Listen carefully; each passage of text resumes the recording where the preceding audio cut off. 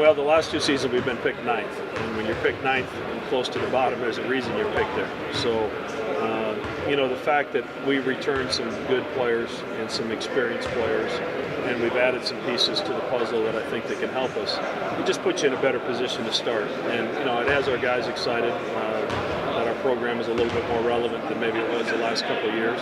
But we still have a lot of work to do, and I think our guys understand that. We've got a great non-conference schedule ahead, followed by a league that's really going to be a bear. So it's going to be fun, but I'm certainly excited about this group. I think their motivation in the off season.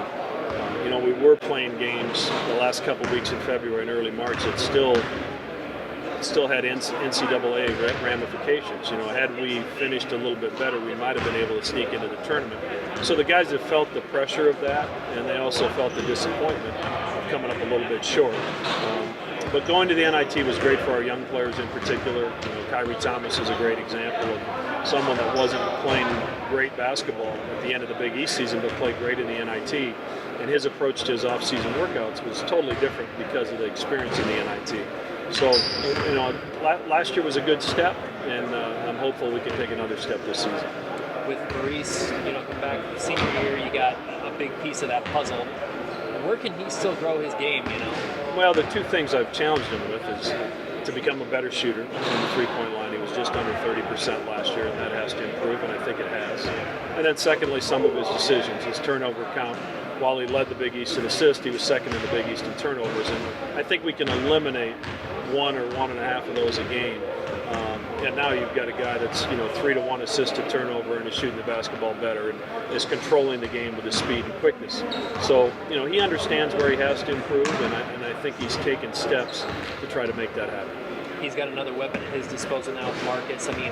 How much did last year get to see how everything runs here, and now that he gets to play, how much can Marcus be a factor this year? Well, I think he can be a huge factor. The challenge will be to just try to reel him in early. He's so excited to play and be back on that playing floor that I don't want him to press. I want him to let the game come to him. Obviously enjoy it, but not force the issue.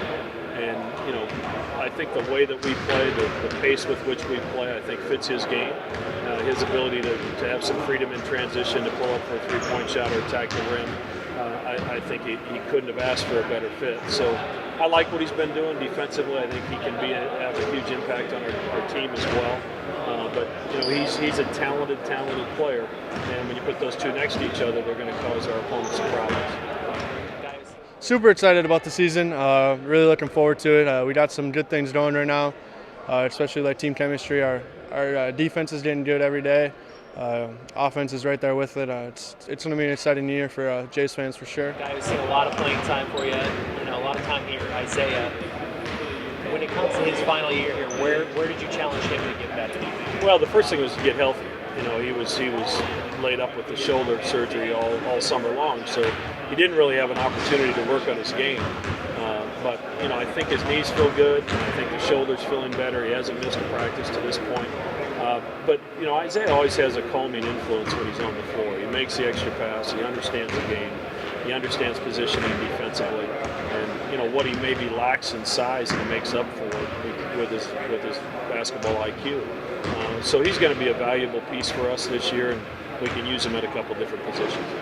It was a little different with the shoulder compared to the knee. I wasn't able to move it for 6 weeks, which was a little different compared to the knee. I was able to move it after 4, but did a lot of strengthening with the left arm, and then came back. And the first thing I was able to do was some range of motion and trying to get that back, and then slowly just progressed into being able to do some basketball stuff. With the returning pieces and the additions and the preseason Big East ranking, is it fair to place NCAA expectations on this team? Well, that's our expectation, and that's our goal. We've got a lot of basketball to play before that becomes a reality, but we have 17,000 fans in the stands every night, and they've been extremely supportive of us through good times and bad, and they deserve a team that's successful, and that's what their expectation is. We were practicing in a beautiful facility. We play in a great facility. We play in front of one of the best fan bases in the country. So we expect to be successful. And, they stuck with us through a really tough year a couple of years ago and then, enjoyed some progress that we made last year. And now hopefully we can kick that door down and get back to the NCAA.